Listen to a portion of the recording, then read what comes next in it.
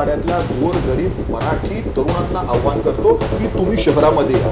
तुम्ही शहरामध्ये नोकरीचा तुम्हाला हे आहे, वाव आहे. तुम्हाला धंदा करण्यासाठी वाव आहे. तेल मालिश पासून बूट पॉलिश पर्यंत सर्व धंदे हे मराठी युवकांनी शहरामध्ये येऊन काबीज केले तर परप्रांतीयांना काम उरणार नाही. आणि ते जर व्यवसाय आपण काबीज केले, त्या नोकऱ्यांमध्ये जर आपण स्पर्धेला उतरलो आणि ते काबीज केले तर मराठी माणूस पुन्हा इथे येऊ शकतो, त्याची टक्केवारी वाढू शकतो.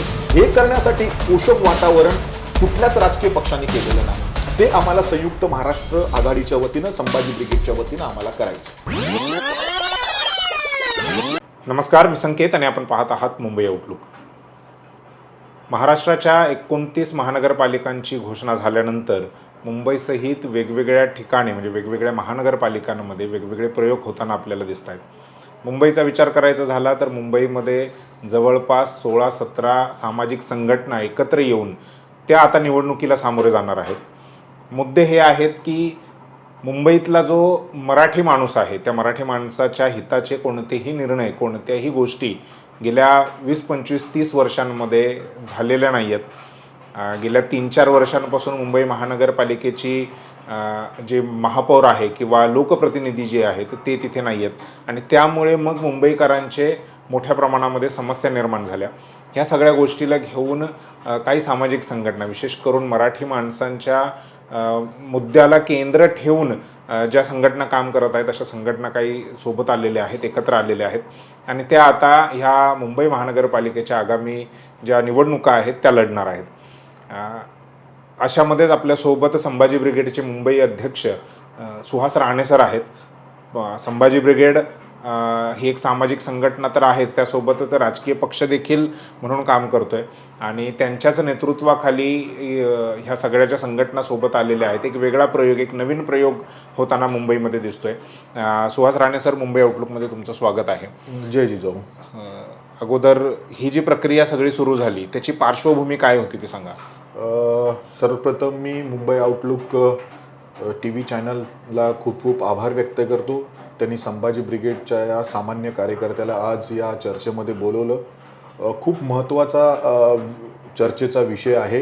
ह्याची पार्श्वभूमी अशी आहे की नुकताच आपण सर्वांनी हुतात्मा दिन साजरा केला 21 नोव्हेंबरला. त्या 21 नोव्हेंबरला विविध संघटना जे मराठी भाषा, मराठी माणसांच्या आणि सामान्य मुंबईकर मराठी माणसांच्या लोकांसाठी गेले 20-25 वर्षापासून लढतायत, झगडतायत, त्यांचे विषय प्रामाणिकपणे पोटतिडकीने समाजासमोर मांडण्याचा प्रयत्न करत आहेत. अशा सगळ्या संघटना त्या दिवशी अभिवादनासाठी, जे आमचे 107 हुतात्मे झाले होते मुंबईसह संयुक्त महाराष्ट्र व्हावा यासाठी, ह्यांना अभिवादन करण्यासाठी आम्ही सगळेजण तिकडे एकत्रित आलो होतो. त्याच्यामध्ये संभाजी ब्रिगेडची प्रमुख भूमिका होती. आम्ही सुद्धा त्या महात्म्यांना, महापुरुषांना अभिवादन करण्यासाठी एकत्रित आलो होतो.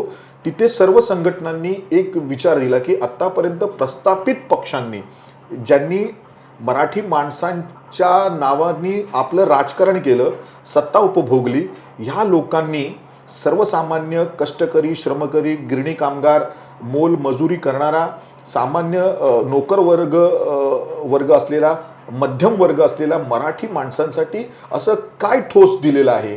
तर हा सगळा विचार करता असं वाटलं की हे सगळे ते देण्यासाठी, ते प्रयत्न करण्यासाठी ते निफल झालेले आहेत. पण त्यांनी असं ठोस काही केलेलं नाही आहे.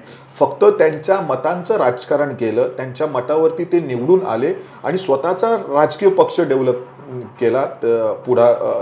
त्याच्यातून ते पुढारले, त्यांचे नेते पुढारले आणि त्यांनी स्वयंकेंद्रित ते सगळं केलं.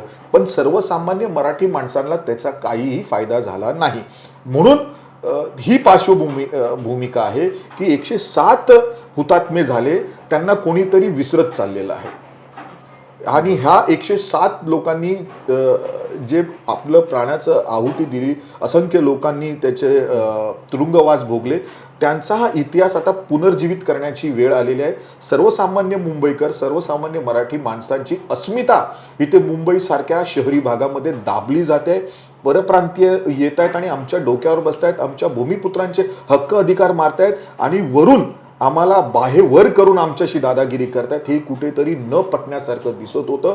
म्हणून माझ्यासारख्या चळवळीतल्या कार्यकर्त्याला वाटतं की आपण मुख्य मुंबईकर आहोत, आपण इथे आमचा जन्म झाला, आमचे वाडवडील गिरणी कामगार होते, त्याच्यातून ते सर्वसामान्य माणूस म्हणून जगले. त्यांनी माझे वडील सुद्धा विविध संघटनांमध्ये काम करत होते.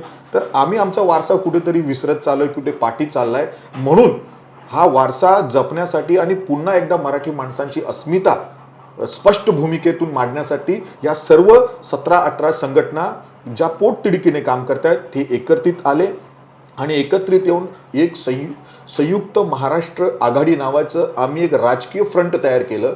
हे फ्रंट फक्त ह्या इलेक्शन पुरतं मर्यादित नसून येणाऱ्या प्रत्येक राजकीय घडामोडींवरती आणि सामाजिक घडामोडींवरती आणि मराठी माणसांच्या हक्क अधिकारासाठी आम्ही लढणार आहोत. या सगळ्या गोष्टींची पार्श्वभूमी झाली, परंतु आता महानगरपालिकेच्या निवडणुका घोषित झालेल्या आहेत, फॉर्म भरण्याची तारीख पण सुरू झालेली आहे.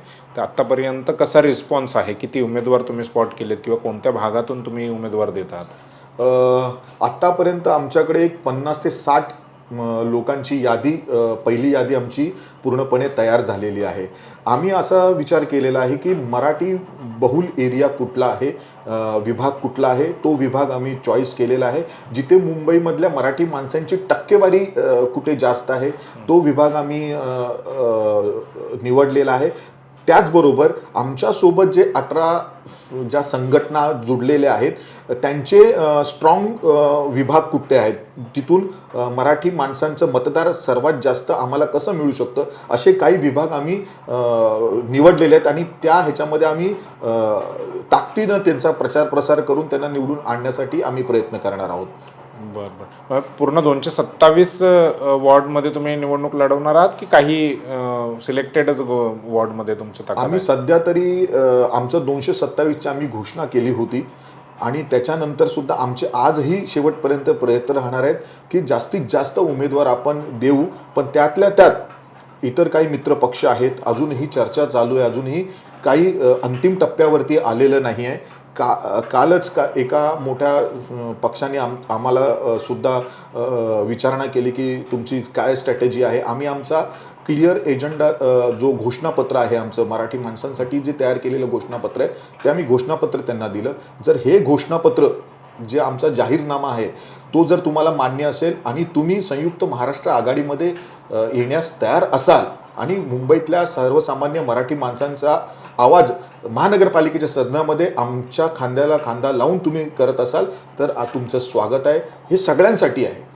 म्हणजे आता काय झालेलं आहे, काही पक्ष स्वतःला मराठी माणसांचा खूप मोठा हे समजतात, वाली समजतात, पण तसं नाही आहे. तुम्ही मराठी माणसांना गृहीत धरलेलं आहे की ते कुठे जाणार, ते आमच्याकडेच जाणार.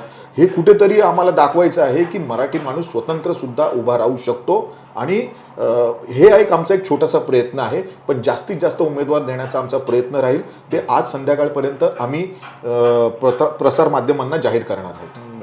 तुम्ही वारंवार मराठी माणसांचं नाव घेऊन मोठे झालेले, निर्माण झालेले, मोठे झालेले पक्ष त्यांचा उल्लेख करत आहात.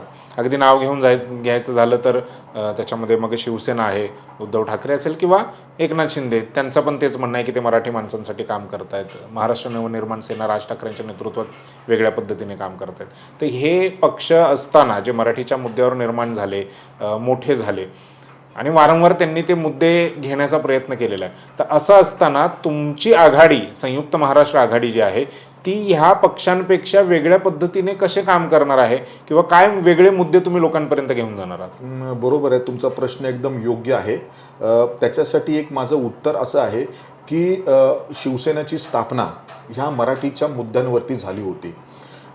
बाळासाहेब ठाकरेंनी खूप मोठ्या प्रमाणात त्यावेळेला मराठी माणसांच्यासाठी आंदोलनं केली. म्हणजे माझा जन्म 76चा आहे, त्या अगोदरपासूनची ती चळवळ आहे. आणि आम्ही बघितलं की त्यावेळेला तो सर्व एकवटलेला मराठी माणूस ते एका झेंड्याखाली एकवटलेला, कालांतराने त्यांच्याच पक्षाने मराठी माणसांचा एजेंडा सोडून दिला आणि कुठेतरी RSSवादी हिंदुत्वच्या एजेंड्याला त्यांनी पकडलं. त्यांचा उद्देश जर मराठी माणसांच्या हक्क अधिकारासाठी असता तर त्यांनी हा एजेंडा बदली केला नसता. जरी तो एजेंडा त्यांनी स्वीकारला, पण तात्पर्य म्हणजे प्रामाणिकपणे मराठी माणसांच्या हक्क अधिकारासाठी ते का लढले नाही? महानगरमध्ये सत्ता त्यांची होती एकेकाळीला, आतापर्यंत त्यांची सत्ता आहे. ते महाराष्ट्र सरकारमध्ये सत्तेमध्ये गेलेले होते. मग ज्या ज्या वेळेला तुम्ही सत्तेमध्ये होते त्या वेळेला ठोस असं मराठी माणसांचा टक्केवारी मुंबईमध्ये टिकून कशी राहता येईल ह्याच्यासाठी तुम्ही काय उपाययोजना केल्या? आज ही मराठी शाळा ह्या भांडवलशाहीच्या माध्यमातून संपवण्यात येत आहेत. त्यांचे भूखंड बिल्डरांना देण्याचा घाट घातला जात आहे. हे घाट घालणारे कोण आहेत आणि त्याला मदत करणारे कोण आहेत? हेच आहेत ना. आत्तापर्यंत मुंबईमध्ये जी बकाल अवस्था झाली ती झोपडपट्टी वाढवणारे कोण आहेत? त्यांना फुकट पाणी, नळ आणि वोटर लिस्टमध्ये नाव चढवून देणं, आपली वोट बँक घेण्यासाठी हे कोणी केलं? मुंबईला बकाल कोणी केलं? तर मुंबईला बकाल ह्याच पक्षांनी केलं ज्यांनी आत्तापर्यंत त्या मराठी माणसांच्या मतदारावरती मक्तेदारी केली होती. मग ह्याच्यामध्ये नुकसान कोणाचं झालं? नुकसान झालं सर्वसामान्य मराठी माणसांचं. आज सर्वसामान्य मराठी माणसांची टक्केवारी 34% आली आहे आणि परप्रांतीयांची 74% झालेली आहे. तुम्ही बघा आज परिस्थिती काय आहे सगळ्या ठिकाणी. आज मुंबईमधले महानगरपालिका क्षेत्रातले तुम्ही फक्त मतदारसंघ बघा, 108 नगरसेवक परप्रांतीय आहेत. ते अगोदर मराठी माणसांच्या हातातले प्रभाग होते, तिथे आता ते उत्तर भारतीय किंवा इतर गुजराती, मारवाडी सारखे लोक निवडून येत आहेत. म्हणजे कुठे तुम्ही टिकून ठेवलेले आहेत? 108 उमेदवार कुठे परप्रांतीयांचे? मग हा 227 पैकी 108 जर परप्रांतीयांच्या हातात गेले असतील तर मुंबईमध्ये मराठी माणसांचं राहिलेलं काय आहे? हा असा सगळा विषय आहे. म्हणून माझी कुठेतरी टक्केवारी चुकत असेल किंवा आकडे चुकत असतील, पण ही परिस्थिती सत्य आहे की जास्तीत जास्त आज परप्रांतीयांचा लोंढा वाढल्यामुळे, त्यांना मतदार म्हणून सहभागी करून घेतल्यामुळे हे टक्केवारीच्या हिशोबाने वोटचं बायफ्रिकेशन होतं. बहुतेक बहुल काही प्रभाग आहेत ते पूर्णपणे उत्तर भारतीय प्रभाग झालेले आहेत. मग तिथे मराठी माणूस कसा निवडून येणार आहे? आणि आत्तापर्यंत तुम्ही एक 1.5-2 वर्षापासून जे मराठी माणसांचं आणि ह्यांचं जे संघर्ष होत आहेत, हे कशामुळे संघर्ष होत आहेत? चुकीचा मेसेज दिल्यामुळे. 1960चा अधिवास कायदा हा महाराष्ट्र सरकारने लागू केला पाहिजे. मुंबईमध्ये हा लागूच झाला पाहिजे. मी तर म्हणतो की महाराष्ट्रामध्ये जिथे जिथे शहरं वसत आहेत तिथे तिथे परप्रांतीयांची लोंढे येण्यापेक्षा मी तुमच्या चॅनलच्या माध्यमातून त्या महाराष्ट्रातल्या खेड्यापाड्यातल्या गोरगरीब मराठी तरुणांना आव्हान करतो की तुम्ही शहरामध्ये या. तुम्ही शहरामध्ये नोकरीचा तुम्हाला हे आहे, वाव आहे. तुम्हाला धंदा करण्यासाठी वाव आहेत. तेल मालिशपासून बूट पॉलिशपर्यंत सर्व धंदे हे मराठी युवकांनी शहरामध्ये येऊन काबीज केले तर परप्रांतीयांना काम उरणार नाही. आणि ते जर व्यवसाय आपण काबीज केले, त्या नोकऱ्यांमध्ये जर आपण स्पर्धेला उतरलो आणि ते काबीज केले तर मराठी माणूस पुन्हा इथे येऊ शकतो, त्याची टक्केवारी वाढू शकते. हे करण्यासाठी पोषक वातावरण कुठल्याच राजकीय पक्षांनी केलेलं नाही. ते आम्हाला संयुक्त महाराष्ट्र आघाडीच्या वतीनं, संभाजी ब्रिगेडच्या वतीनं आम्हाला करायचं आहे. बरं, पुढची वाटचाल कशी राहील? म्हणजे पुढची वाटचाल म्हणण्यापेक्षा केवळ मुंबई महानगरपालिकाच तुम्ही लढवणार आहात की मुंबई प्रांताला लागून ज्या काय 8-9 महानगरपालिका आहेत त्या सर्वच महानगरपालिकांमध्ये लढवण्याचा काय विचार आहे?